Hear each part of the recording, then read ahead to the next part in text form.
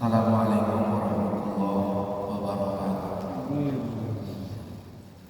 Alhamdulillahilladzi asra bi 'abdihi laylan. Allahumma shalli wa barik ala nabiyyina Mustafa Sayyidina Muhammadin ala sirri wal wafa wa ala alihi wa ashabihi wa man tabi'a ila sunnatihi ila yaumil jazaa wa ba'd. Ayyuhal hadirin ittaqullaha wa faza wa taqwa. Jamaah salat sunnah Allah. Syukur alhamdulillah, hari ini adalah tanggal 27 Rajab, di mana tepat pada detik ini, waktu ini, baginda selesai pulang dari perjalanan wisata religi, yaitu Isra dan Mi'raj, tepat sebelum subuh Rasul sampai ke bumi. Berangkat kemarin setelah maghrib dan kembali sebelum subuh. Jadi kalau saja waktu ini zaman Nabi, maka Nabi sekarang sedang mengumpulkan penduduk Quraisy di Mekah, dan beliau bercerita tepat pada subuh kali ini. Jadi kita sekarang lagi dapat flashback kembali yang terjadi 14 abad yang lalu ketika kita mendapat oleh-oleh yang paling berharga, yaitu ibadah sholat. Setelah semua kumpul, kita bertanya kepada penduduk Mekah. Kata beliau, jikalau aku menceritakan sesuatu yang tidak masuk akal, yang ini di luar kelaziman, apakah kalian percaya? Semua yang hadir itu mayoritas menjawab, "Sodaqta, engkau benar ya Rasul, karena engkau adalah manusia yang tidak pernah berdusta." Rasul melanjutkan, "Tadi malam aku selesai healing, selesai melaksanakan perjalanan, dan aku mendapatkan oleh-oleh dari Allah. Apakah kalian percaya?" Mendengar penjelasan Nabi, maka penduduk Mekah pada waktu itu terpecah menjadi 3 golongan. Yang pertama, ini kelompoknya Sayyidina Abu Bakar. Waktu itu beliau belum mendapat gelar as-siddiq. Kata Abu Bakar, "Sodaqta ya Rasulullah, engkau benar ya Rasulullah. Jangankan sekali, 2 kali, 100 kali kau cerita bahwa telah melakukan perjalanan dari bumi ke langit, dan itu kamu lakukan hanya dalam waktu 1 malam, sodaqta, engkau benar ya Rasulullah, karena engkau tidak pernah berdusta sekalipun di dalam kata-kata." Nah, dari situlah Abu Bakar mendapat gelar as-siddiq, artinya orang yang senantiasa membenarkan apa yang disampaikan oleh Rasul. Kelompok yang kedua, nah ini pimpinan Abu Sufyan. Waktu itu Abu Sufyan belum masuk Islam, dengan istrinya itu Hind, yang perempuan memakan jantungnya Sayyidina Hamzah karena sakit hatinya. Hanya meminta ke Madinah itu menangis para jamaah bagaimana membaca kisah Sayyidina Hamzah. Kata kelompok yang kedua ini, maknya si Rasul bisa ngapun gitu. Tapi Rasul itu, Muhammad itu adalah manusia yang tidak pernah berdusta. Artinya kelompok yang kedua ini masih penting, ada yang percaya, ada juga yang tidak. Nah, kelompok yang ketiga, nah ini kelompok Abu Lahab, banyak Abu yang lain. Nah, inilah mereka adalah kelompok yang sama sekali tidak percaya dengan apa yang diucapkan oleh Nabi. Dasar-dasar penghewatan.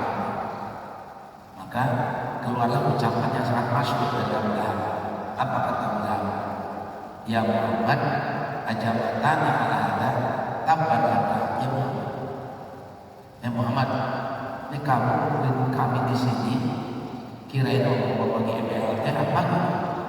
Tapi ternyata kami hanya disuruh mendengarkan bualan kamu saja. Tabban laka ya Muhammad. Bahasa orang Arab, sial ya Muhammad. Dan tentu saja Allah tidak akan membiarkan kekasihnya dihina, dibully seperti itu. Maka Allah menjawab ucapan Abu Lahab dengan ayat tabbat yada abi lahab wa tab. Walaupun memang ada konteks tafsir yang lain karena berkaitan dengan ketika Abu Lahab dan istrinya selalu menghalangi dakwah Nabi dengan cara memalangkan kayu bakar. Maka Abu Lahab disebut di dalam surat Al-Lahab. Dalam peristiwa lain juga, kenapa Lahab ini selalu menghina dan memolok-molok Nabi? Karena masa benci yang padahal Abu Lahab ini masih terhitung paman Nabi, paman asli, saudara dari bapaknya Abu Lahab, mamangna asli Abu Lahab. Tapi karena bencinya selalu ucapannya keluar itu apa? Tabbat sial. Maka dia balikanlah ucapan Abu Lahab dalam surat Al-Lahab itu tabbat sial, binasa dan seterusnya. Nah tentu kalau kita teliti dari akal dan nalar, peristiwa Mi'raj ini jelas tidak akan masuk akal. Karena bagaimana mungkin manusia biasa bisa melakukan perjalanan Mi'raj. Mungkin kalau Isra artinya perjalanan darat, kalau Mi'raj dari kata Araja tangga, berarti Mi'raj ini perjalanan dari bumi ke langit sampai ke Sidratul Muntaha. Sedangkan kalau Isra itu perjalanan darat dari Mekah ke Palestina. Ini bukan hal yang luar biasa, kita semua bisa. Yang di luar adalah perjalanan dari bumi ke langit. Tentu kalau kita ringkas, kenapa kok perintah sholat ini berbeda dengan perintah yang lain? Zakat, puasa, haji, sedekah, semua kewajiban dari Allah itu turun melalui Jibril. Dari Jibril kemudian dikasihkan di dalam Al-Quran. Tapi khusus sholat, Rasul langsung dipanggil Allah untuk menghadap. Ini mengandung makna bahwa sholat adalah satu-satunya kewajiban yang tidak ada toleransi dan tidak ada dispensasi. Mau sakit, apalagi sehat. Mau perjalanan, apalagi mungkin. Mau susah, kaya, semua muslim wajib sholat. Kalau puasa, misal tahun ini Pak Haji Cecep, Pak Haji Bani dengan umur lebih daripada 70 mungkin lebih.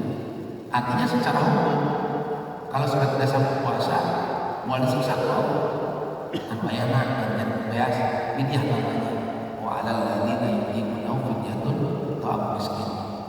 Artinya ketika Pak Haji Cecep mengganti puasa dengan membayar fidyah, maka gugur kewajiban puasanya. Zakat, seseorang yang dia tidak bisa membayar zakat karena ekonomi yang terbatas, maka dia tidak mendapat dosa. Saya mau boro-boro kalau berzakat, menurut saya tidak zakat, maka gugur kewajiban. Karena rukun zakat cuma dua, satu itu 1 tahun, kedua nisab. Haji apalagi hanya orang-orang yang mau. Tapi sholat, mau kaya, mau susah, mau sakit, mau sehat, semuanya rata. Itu wecak kira-kira gitulah. Karena memang sholat ini adalah fondasi semua amalan.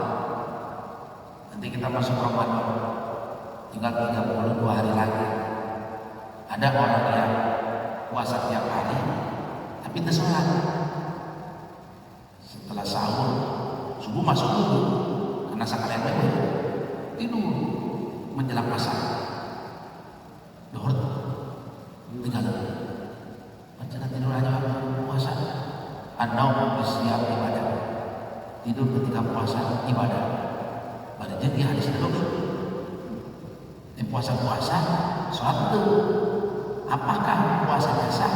Secara fikih sah, selama dia memenuhi 2 rukun. Apa?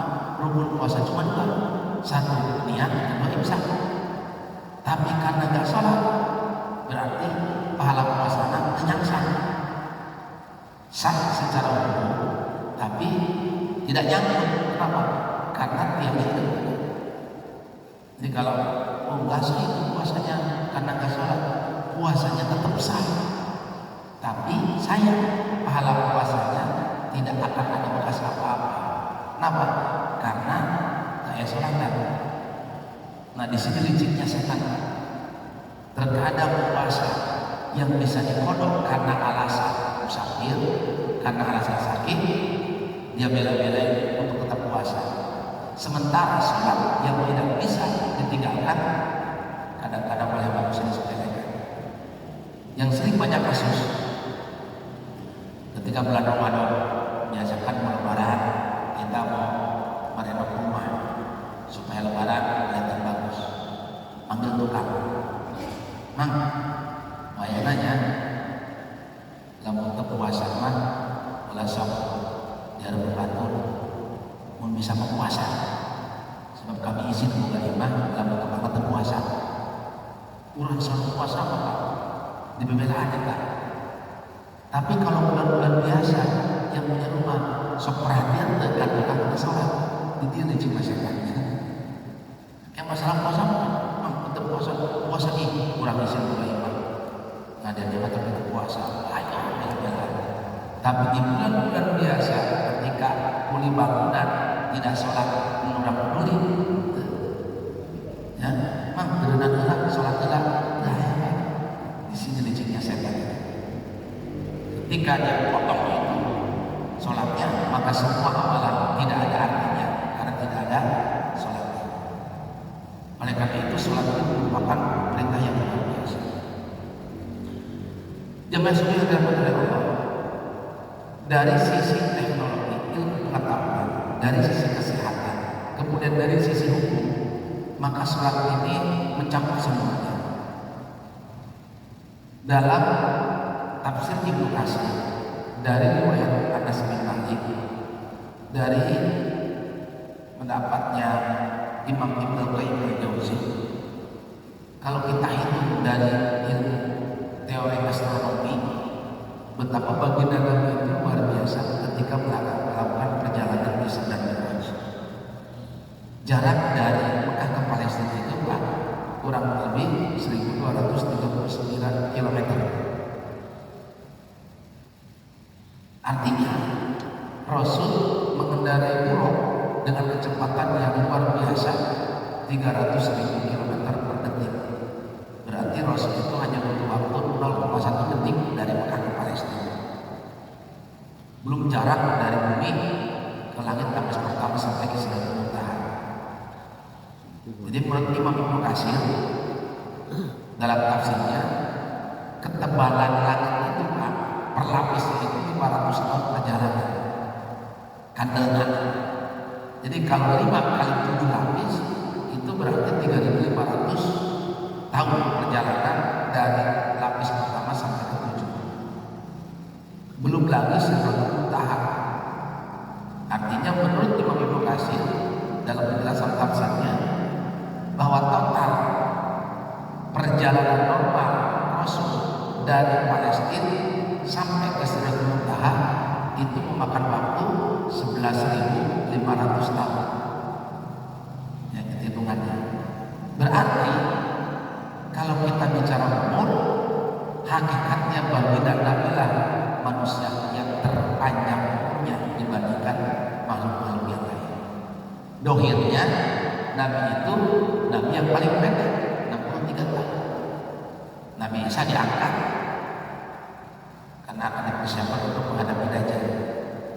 Jadi Nabi itu salah satu mujizatnya adalah bisa terbang dengan umurnya memakan waktu 11.500 tahun. Umur Nabi kalau perjalanan normal. Tapi beliau hanya butuh waktu 1 malam, berangkat setelah maghrib, pulang sebelum subuh. Kenapa? Karena rahasianya ada dalam ayat Subhanalladzi asra. Asra dari kata asra, artinya perjalanan. Asra artinya Rasul diperjalankan. Berarti Rasul ketika Isra dan Mi'raj tidak berjalan sendiri, tapi ada yang menjalankan, yaitu Allah Rabbul Alamin. Sehingga ilmu ini bukan sesuatu yang mustahil. Mudah bagi Allah dengan kuasanya memberikan tanda-tanda Rasul bisa pergi menemui Allah dalam waktu yang sangat singkat. Sebab pihak NASA itu meneliti jarak bumi dengan matahari itu kurang lebih 93 juta mil atau 170 juta kilometer. Kan 1 mil itu 1,7 kilo. Tapi dengan kendaraan ini, dengan pulau, Rasul hanya butuh waktu 8 menit perjalanan dari bumi sampai ke matahari. Perjalanan normal kita butuh waktu 17 tahun. Belum lagi planet-planet yang lain. Nah, ini kalau kita bicara dari sisi ilmu astronomi. Dan yang lebih luar biasa, Pak, penelitian ini justru dilakukan oleh orang-orang yang tidak percaya kepada Allah. Usi Puleto, lembaga NASA yang ada mereka mengirim dia satelit, diorbitkan. Makanya ada beberapa astronot yang masuk Islam karena membuktikan peristiwa Isra wal Mi'raj. Apa diantaranya? Bahwa Isra wal Mi'raj adalah salah satu mukjizat terbesar Nabi. Apa mukjizat Nabi itu? Bahwa beliau bisa membelah bulan. Nabi Musa punya mukjizat bisa membelah laut. Rasulullah mukjizatnya melebihi mukjizat Nabi Musa, di mana beliau sanggup membelah bulan. Suatu ketika datanglah kafir Quraisy menemui Nabi pada malam hari. Muhammad, kalau memang engkau seorang Rasul, buktikan kepada kami. Dan memang kalau itu ada, kami melihat dengan kepala mata sendiri, maka kami yakin engkau Nabi dan kami masuk Islam. Apa kata Nabi? Apa yang menginginkan? Mempeng bulan berbulan, coba belah itu bulan dengan jari, kata Rasul. Kata Nabi Quraisy, kan bulan sempurna. Sebagai manusia, tentu Rasul juga cangkaya. Tapi Allah membesarkan hati Nabi Muhammad, angkat tanganmu, kemudian arahkan telunjukmu ke arah bulan, dan kamu angkat tanganmu, maka bulan itu atas kuasamu akan terbelah. Ini riwayatnya saja. Dan ketika Rasul mengangkat tangannya, maka bulan itu terbelah dengan tangan Nabi. Melihat ini dasar hebat. Jadi secara bagus orang itu kalau sudah benci, apapun yang dilakukan, goreng baik, nyingsiarkan baik Muhammad. Apa kata mereka? Innahu wasihun mubin. Muhammad punya sihir. Akhirnya mereka tinggalkan. Nah, peristiwa Muhammad bisa membelah bulan itu membuat peneliti antariksa penasaran, betul atau tidak bahwa Nabi Muhammad, Nabi umat Islam, punya kemampuan membelah bulan. Dan mereka melakukan penelitian. Ketika dikirim ke atas, apa yang terjadi Pak? Masalah orang tahu. Ternyata bulan itu ada bekas retakannya, seperti benda yang pecah kemudian disambung, ada bekas retakan di situ. Dari situlah mereka meyakini betul bahwa Muhammad bisa membelah bulan. Tandanya bulan ada bekas retakan. Subhanallah. Nabi Sulaiman mukjizatnya bisa bicara dengan hewan. Rasul bisa, Rasul melebihi Nabi Sulaiman. Bukan hanya dengan hewan, tapi dengan sebuah pohon kurma. Nabi itu punya mimbar, ya. Dan mimbar itu sudah mulai lama. Ketika beliau khutbah ceramah, sahabat melihat mimbar Nabi ini sudah mulai hancur. Waduh, khawatir nanti kalau mimbar ini masih dipakai,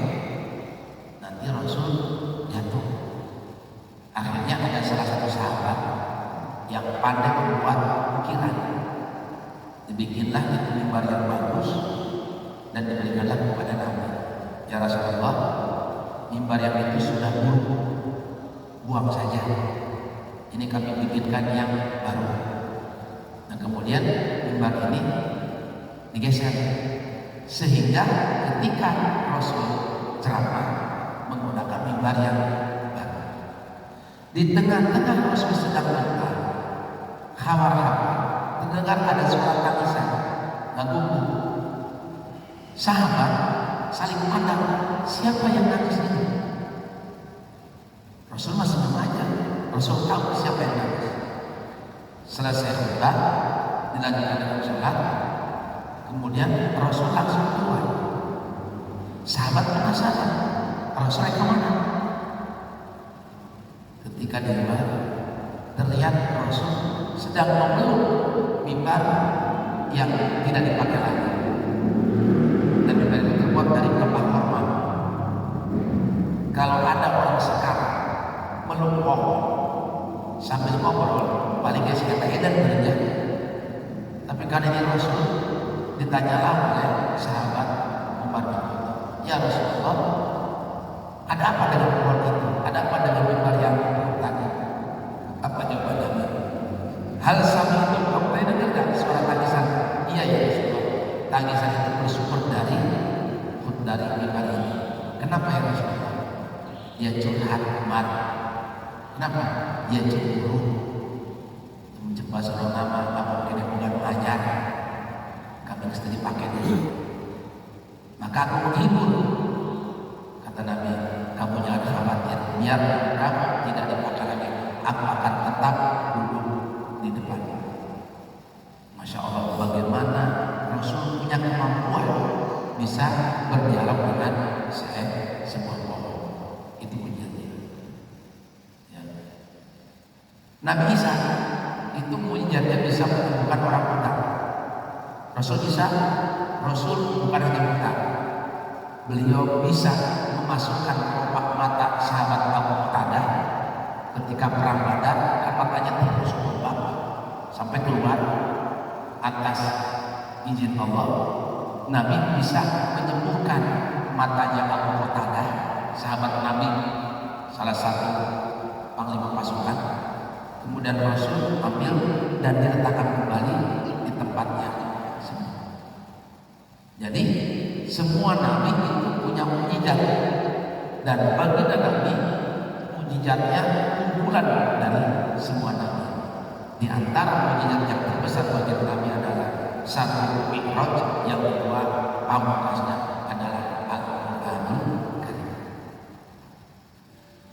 Baru kita masuk kesimpulan kenapa begitu istimewanya, bahkan mungkin begitu melelahkan tentang perjalanan Mi'raj, yang mana oleh-oleh yang kita dapatkan adalah ibadah sholat.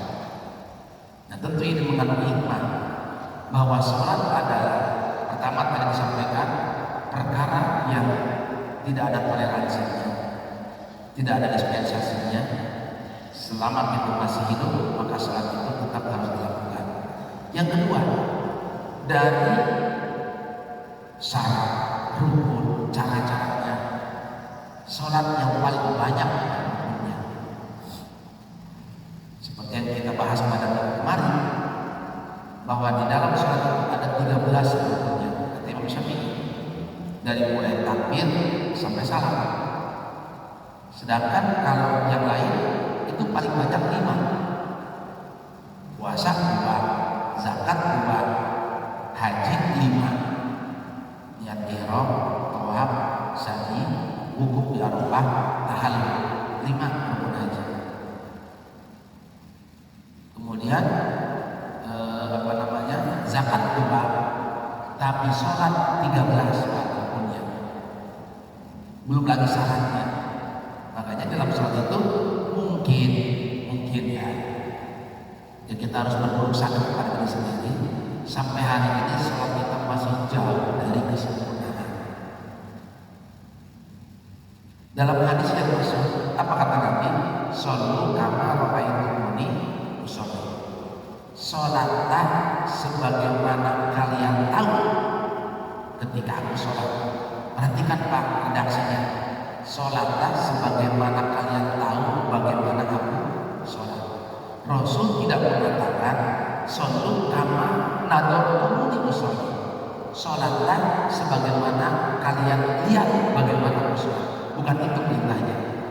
Sebagaimana kalian tahu. Kenapa bukan kalimat sebagaimana kalian lihat? Karena Rasul boro-boro ketipu kurang. Ini kita sekali-kali aja. Jadi bagaimana kita bisa melihat cara sholat Nabi? Rasul hanya mengatakan lihatlah sholatlah sebagaimana kalian tahu. Dari mana Rasul itu rukunya seperti itu, sujudnya seperti itu? Dari ulama-ulama penerusnya, terutama yang 4 madhab. Oleh karena itu 4 madhab dari ulama fikih berbeda pendapat di dalam mengambil kesimpulan hukum ibadah. Dalam bahasa agama disebutnya ijtihad. Contoh, terkadang cara ibadah Rasul, baik itu perbuatan atau ucapan, itu hanya garis besar, tidak secara rinci. Seperti halnya Al-Quran,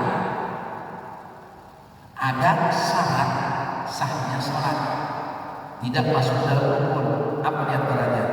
Wudu, itu syarat sahnya sholat. Jadi antara syarat dengan rukun dua hal yang berbeda. Syarat perbuatan yang dilakukan di luar sholat, sedangkan rukun perbuatan yang dilakukan di dalam sholat. Kata Rasul, la sholata liman lam yatawadda, tidak sah sholat seseorang kalau dia tidak berwudu. Walaupun di dalam sholatnya dia baca Fatihah, dia sujud sampai salam, tidak sah sholatnya kalau tidak berwudu. Tetapi kalaupun dia berwudu, sholat Allahu Akbar, tidak baca Fatihah, maka sholatnya batal, bukan tidak sah. Kenapa? Karena baca Fatihah di dalam sholat itu masuk ke dalam rukun, bukan syarat. Jadi antara batal dan tidak sah itu sesuatu yang berbeda. Sholat tidak baca Fatihah nggak sah.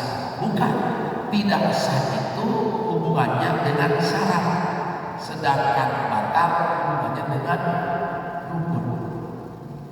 Kentut di tengah-tengah sholat batal, tapi kalau kentut sebelum sholat sah, karena setelah kentut harus wudu lagi. Nah itu sekilas tentang ukuran-ukuran antara rukun dan syarat. Rukun sholat 13, syarat sholat pertama harus wudu, kedua menghadap kiblat, ketiga harus suci baju dan tempat, itu syarat. Ya. Kemudian pelakunya harus muslim. Bagaimana kafir? Tidak disyaratkan. Walaupun dia sholat tetap tidak diterima. Kenapa? Karena operatornya sudah berbeda.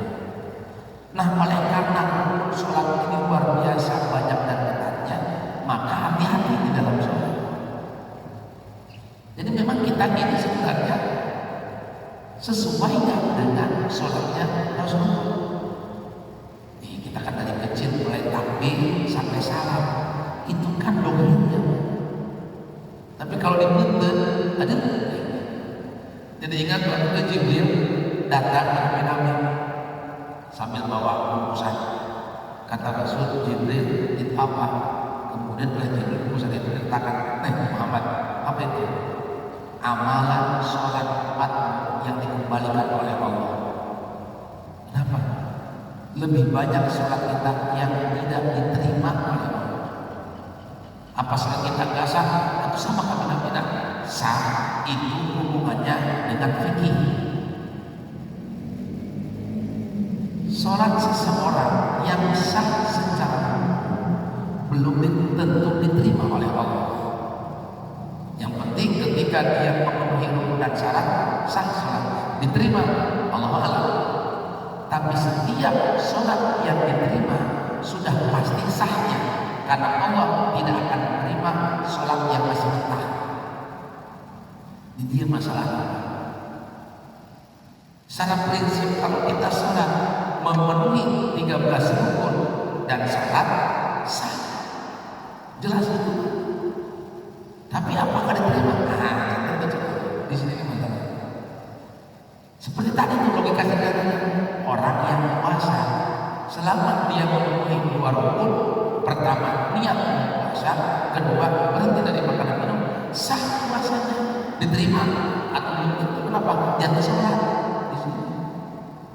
Jadi kalau kita bicara rukun dari pertama mulai ada itu sampai nomor 4 ya. Pertama itu adalah niat. Yang kedua takbiratul ihram. Yang ketiga qiyam, berdiri bagi yang mampu. Yang keempat baca Fatihah. Yang kelima ruku.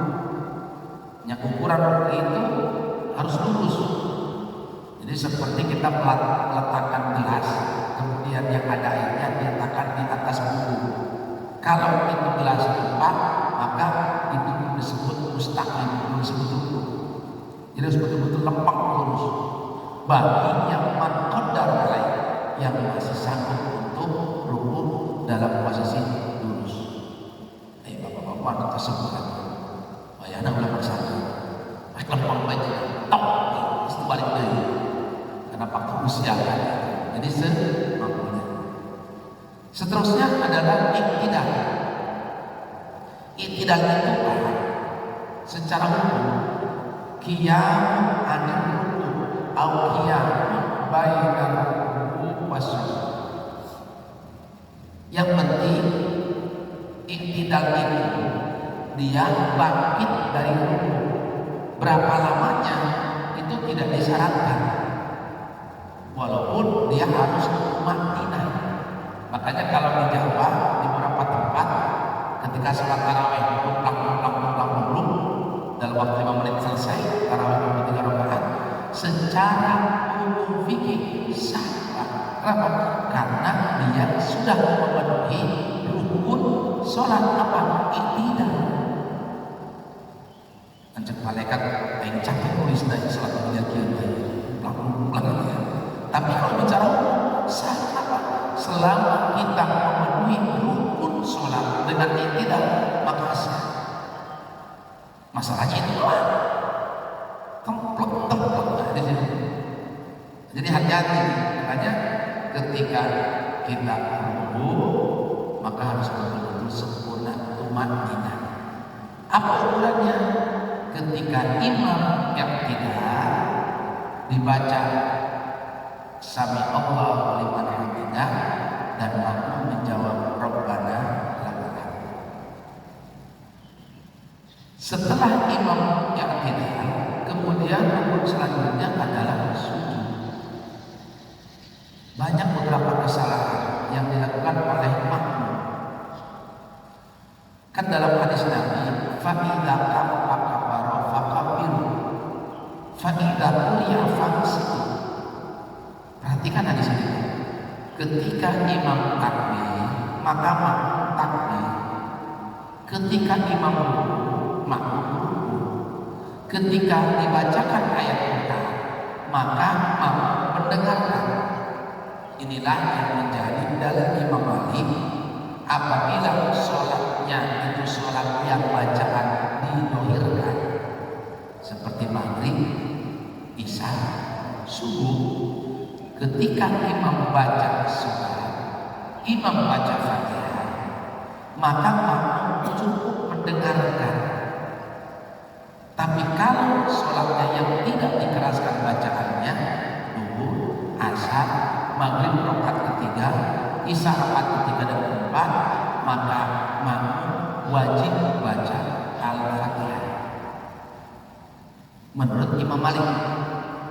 Jadi makmum tidak perlu baca Fatihah kalau bacaannya dikeraskan imam.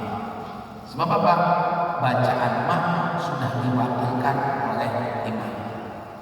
Dalil kedua, fa idza quri'al Qur'an fastami' langsung. Jadi kalau kita dibacakan ayat Al-Quran, fastami'u lahu ansitu, dengarkan dan diam kepada Allah agar kita mendapat rahmat. Jadi ketika imam baca surat, terkadang makmum di belakang sibuk baca Al-Fatihah sendiri, akhirnya bacaan imam tidak didengarkan. Maka itu bertentangan dengan dari aturan tadi menurut Imam Malik. Sedangkan menurut Imam Syafi'i, bahwa makmum mau itu sholatnya dikeraskan bacaannya atau dipelankan, makmum tetap wajib baca Al-Fatihah. Ini yang sebagai pesan dipakai oleh jemaah. Imam Hambali itu pendapatnya yang namanya makmum mau itu sholat yang dikeraskan atau yang dipelankan bacaannya oleh imam, pokoknya makmum diam, jangan baca apa-apa. Kenapa? Karena ketika dia sholat berjamaah, maka dia sudah menyerahkan semua umurnya itu kepada imam. Dalam arti kata, Fatihahnya sudah diambil oleh imam. Imam Hanafi beda lagi pendapatnya. Apa kata beliau? Ketika sholat yang dibaca adalah ayat-ayat Al-Quran, bukan Al-Fatihah. Apa dalilnya? Iqra'u ma tayassara minal Quran. Bacalah apa yang terdapat di dalam Al-Quran. Jadi bukan Fatihahnya yang wajib bagi Imam Hanafi, tapi surat Al-Qurannya. Walaupun orang yang sholat tidak baca Al-Fatihah, menurut Imam Hanafi sholatnya tetap sah, tetapi artinya buruk. Ya, tapi yang paling sahih itu karena kita rata-rata syafi'nya biasanya setelah imam baca wala dolin, kemudian imam baca surat, kita baca Al-Fatihah. Kalau sholat tarawih, nah ini kadang-kadang kan undang-undang bacaan makmum dengan imam, apalagi rakaat kedua baca surat Al-Ikhlas, qul huwallahu ahad, disambungkan. Makmum baru beres siroto, maka dalam sholat tarawih makmum tidak perlu membaca Fatihah. Ini sholat sunnah kan. Jadi ketika imam selesai, gue makmum yang amin, ya sudah, makmum dengarkan saja, tidak perlu baca Al-Fatihah. Sebab tidak tertib nanti undang-undang bacaan makmum dengan bacaan imam. Apalagi kalau imamnya kalimaya, hati-hati nama imamnya langsung. Mungkin masih bisa diikuti. Nah ini masalah-masalah yang prinsip dalam sholat. Setelah sujud, rukun selanjutnya al-julusu baina sajdataini. Duduk di antara dua sujud. Kemudian lagi tahiyat awal, tahiyat akhir, dan ditutup dengan salam. Mohon maaf Pak, perhatikan dari sini. Dalam fikih, sah dan tidaknya sholat kita tergantung dua hal. Pertama takbirnya, kedua salamnya. Ini yang menentukan. Sebab ini pembuka dan penutup. Mohon maaf, banyak kesalahan dilakukan oleh jamaah makmum tentunya. Rusak ketika bab salam. Karena mungkin pertama makmum tidak sabar. Apalagi ketika imam belum selesai baca surat. Setelah selesai baca surat, belum rukuk, takbir istimillah itu rusak. Apa kata Nabi? Makmum yang selalu mendahului gerakan imam, maka nanti di yaumul qiyamah kepalanya akan diganti dengan kepala hisab kuda. Nauzubillah. Orang yang sholat jamaah saja kalau mendahului imam jadi kuda kepalanya, apalagi yang tidak sholat. Nauzubillah. Jadi bagaimana ukurannya? Sebelum imam bergerak, sebelum imam mengucapkan Allahu Akbar, wayang sabar, saya gerak takbir baik. Kadang-kadang kan imam itu setelah membaca surat ada jeda waktu kira-kira 2-3 detik. Bisa jadi itu memberi kesempatan makmum.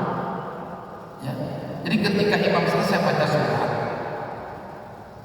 maka makmum jangan dulu bergerak, apalagi mengucapkan Allahu Akbar, padahal imam belum mengucapkan Allahu Akbar.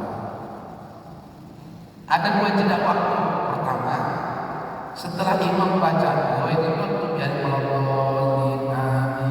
kan biasanya imam sejenak berhenti dulu beberapa detik. Itu juga memberikan kesempatan dalam riwayat malaikat mencatat yang tadi dibaca lagi. Setelah selesai baca surat, misal imam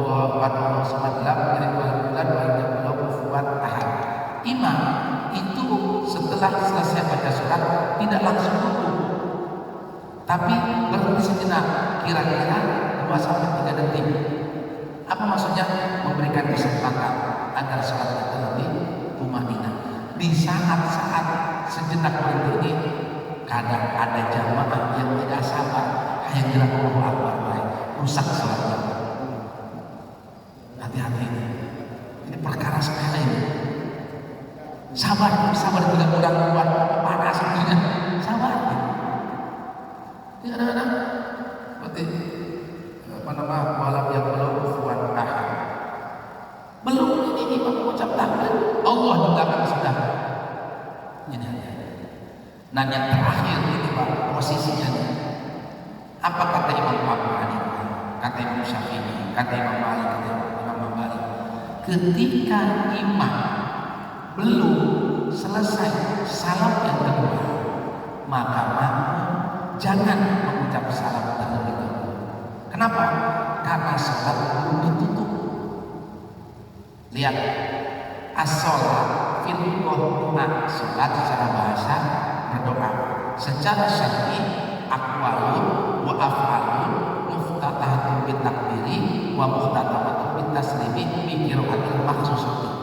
Salat adalah perbuatan, ucapan yang diawali dengan takbir, dengan bacaan yang khusus, dan ditutup dengan salam. Lihat, ditutup dengan salam. Contoh, ketika imam selesai baca Assalamualaikum warahmatullahi wabarakatuh, belum selesai salat itu Assalamualaikum warahmatullahi wabarakatuh, maka ketika selesai salat yang kedua, maka sudah keluar dari salat. Maksudnya ketika imam selesai salat kedua, barulah makmum mengucap salam. Termasuk yang masih punya utang 2 rakaat misalnya, maka yang masih jangan dulu bangkit sebelum imam selesai salam yang kedua. Karena ketika imam salam yang pertama Assalamualaikum warahmatullahi wabarakatuh, yang masih berdiri berarti dia sudah mendahului imam, karena imam belum selesai gerakan.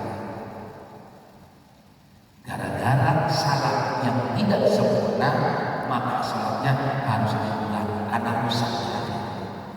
Jadi sabar, seperti kita menunggu cai kopi di sumur kerugi, sabar. Ya, sabar. Ini misalkan Assalamualaikum warahmatullahi wabarakatuh, Assalamualaikum warahmatullahi wabarakatuh, baru kita salat. Tunggu salat yang kedua. Imam aja dari sholat tarawih atau lihat atau dulu daripada imam. Imam pada asal atau mau bayar salat kan? Maka akan terlihat kualitas salat kita ketika sholat tarawih. Kenapa? Karena ukuran tarawih itu sholat sunnah. Kalau sholat sunnahnya tertib, benar, sabar, apalagi sholat wajibnya, itu ukurannya. Jadi kalau sholat wajibnya saja sudah tidak tertib, atau sholat sunnahnya, itulah kira-kira. Nah oleh karena itu, jamaah Allah, momentum Isra wal Mi'raj hari ini adalah hari napaktilah sebagaimana bagian dan dapat oleh-oleh. Semoga kualitas sholat kita rada naik. Kemarin kenapa tapi ada 7 salapan penting kita telah 7 lumayan. Yang penting kan tidak merah di daerah ya, sehingga ketika kita nanti pada bulan Ramadan, baik itu sholat yang wajib apa ataupun sholat yang sebenarnya betul-betul di dalam Al-Quran tidak termasuk fawailul lil musallin, celakalah orang-orang yang maksud celaka itu karena salatnya tidak memenuhi unsur-unsur rukun dan syarat. Mudah-mudahan kita semua termasuk ke dalam orang-orang yang khosyin dalam tadi ayat yang saya baca waktu sholat, ya, bahwa sholat itu adalah perkara yang sangat sulit, Pak. Illa alal khosyin, kecuali bagi orang-orang yang takut, yang khusyuk di dalam sholatnya. Subhanallah.